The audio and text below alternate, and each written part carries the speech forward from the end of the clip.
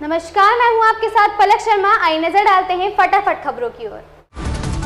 रक्षाबंधन के पावन पर्व पर मुख्यमंत्री योगी आदित्यनाथ ने प्रदेश की बेटियों को बड़ी सौगात दी है। बुधवार को लोक भवन में आयोजित मुख्यमंत्री कन्या सुमंगला योजना के लाभार्थियों से संवाद के कार्यक्रम को संबोधित करते हुए उन्होंने इस योजना की धनराशि में बढ़ोतरी की घोषणा की है। सीएम योगी ने कहा कि डबल इंजन की सरकार वित्तीय वर्ष 2024-2025 से कन्या सुमंगला योजना की धनराशि को 15,000 से बढ़ाकर 25,000 करने जा रही है। इससे प्रदेश की बेटियों को अपने सपने को पूरा करने में और सुलभता होगी, साथ ही वह शिक्षित होने के साथ ही आत्मनिर्भर भी बन सकेंगी। मुंबई में होने वाली विपक्षी गठबंधन इंडिया की बैठक से पहले राष्ट्रवादी कांग्रेस पार्टी के मुखिया शरद पवार और महाराष्ट्र के पूर्व मुख्यमंत्री उद्धव ठाकरे ने प्रेस कॉन्फ्रेंस की। इस दौरान उद्धव ने कहा कि भारत माता की रक्षा के लिए साथ आए, सभी मिलकर भाजपा से लड़ेंगे। शरद पवार ने कहा कि मुंबई में विपक्षी गठबंधन की बैठक में 28 राजनीतिक दलों के 63 प्रतिनिधि शामिल होंगे। बहुजन समाज पार्टी से जुड़े सवाल पर उन्होंने कहा कि बीएसपी नेता मायावती भाजपा के साथ संपर्क में है।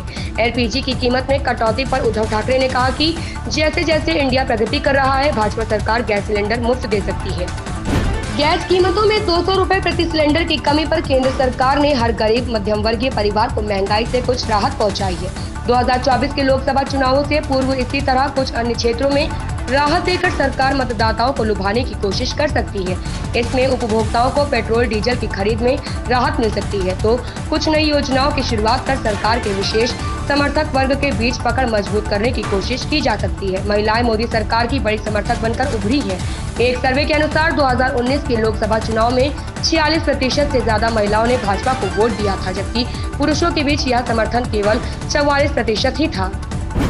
G20 में 40 से ज्यादा देशों के विदेशी मेहमानों के आगमन को देखते हुए दिल्ली के इंदिरा गांधी एयरपोर्ट पर तैयारियां शुरू हो गई हैं। एयरपोर्ट पर वीआईपी और वीवीआईपी उड़ानों की बढ़ती आवाजाही से दिल्ली हवाई अड्डे पर गहमागहमी बढ़ गई है। इससे देशी विमानन कंपनियों को थोड़ी असुविधा होने लगी है।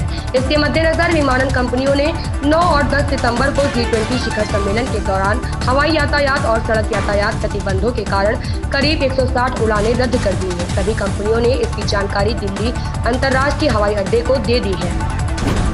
चीन द्वारा हाल ही में जारी किए गए अपने आधिकारिक नक्शे में अरुणाचल प्रदेश और अक्साई चीन को अपना हिस्सा दिखाए जाने पर भारत में नाराजगी है। वहीं इस मामले पर अब राजनीति शुरू हो गई है। इसे लेकर कांग्रेस सांसद राहुल गांधी ने मोदी सरकार पर निशाना साधा। इसके बाद राहुल गांधी पर पलटवार करते हुए केंद्रीय मंत्री प्रहलाद जोशी ने सरकार का बचाव किया। केंद्रीय मंत्री प्रहलाद जोशी ने कहा कि मुझे लगता है कि राहुल गांधी यह नहीं समझ सकते कि चीन ने जो किया, जो नक्शा जारी किया, उसके दावों को विदेश मंत्रालय पहले ही खारिज कर चुका है। दक्षिण पश्चिम मानसून उत्तर पश्चिम भारत में कमजोर पड़ने लगा है। हालांकि पूर्वोत्तर भारत और दक्षिण प्रायद्वीप क्षेत्र में अगले 5 दिन भारी बारिश होने की संभावना है। इस दौरान आंध्र प्रदेश के कई जिलों में भारी बारिश और देश के अन्य हिस्सों में हल्की बारिश हो सकती है। भारत मौसम विज्ञान विभाग के मुताबिक जम्मू कश्मीर, हिमाचल, पंजाब, हरियाणा और दिल्ली समेत उत्तर पश्चिम भारत के राज्यों में फिलहाल बारिश की कोई संभावना नहीं है। इन क्षेत्रों में उमस भरी गर्मी बनी रहेगी। उत्तराखंड में 1 और 2 सितंबर को भारी बारिश हो सकती है। मौसम विभाग की तरफ से इन 2 दिनों के लिए येलो अलर्ट जारी किया गया है। हापुड़ में वकीलों पर लाठीचार्ज की घटना की जांच के लिए मुख्यमंत्री योगी आदित्यनाथ ने एक 3 सदस्यीय कमेटी का गठन किया है। इसके अध्यक्ष कमिश्नर मेरठ होंगे। इस 3 सदस्यीय कमेटी में आईजी मेरठ और डीआईजी मुरादाबाद शामिल है। कमेटी 1 सप्ताह में मामले की जांच कर सरकार को रिपोर्ट सौंपेगी। लाठीचार्ज के विरोध में वकीलों ने बुधवार को कार्य बहिष्कार किया और प्रदेश के अलग अलग शहरों में विरोध प्रदर्शन किया। लखनऊ में वकीलों ने विरोध प्रदर्शन किया और मुख्यमंत्री योगी आदित्यनाथ का पुतला भी फूंका। दिल्ली मेट्रो एक बार फिर से सुर्खियों में है। इस बार दिल्ली मेट्रो में एक दिन में सफर करने वालों का नया रिकॉर्ड दर्ज हुआ है। दिल्ली मेट्रो ने 28 अगस्त को कोविड-19 महामारी से पहले और उसके बाद के सिर्फ एक दिन में 68,16,000 ने मेट्रो में सफर किया। डीएमआरसी ने मंगलवार को इसकी जानकारी दी। डीएमआरसी ने कहा कि इससे पहले 10 फरवरी 2020 को 66,18,717 लोगों ने एक दिन में सफर किया था।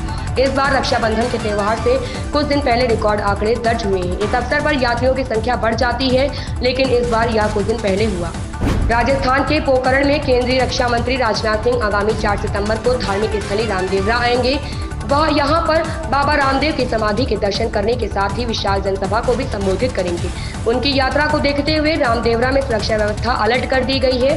रामदेवरा में पैनोरमा के पास जिस स्थान पर केंद्रीय रक्षा मंत्री राजनाथ सिंह की जनसभा आयोजित होनी है, वहां पर विशाल शामियाना लगवाया जा रहा है। संभाग भर के 40,000 से अधिक लोगों को यहां आने की संभावना है।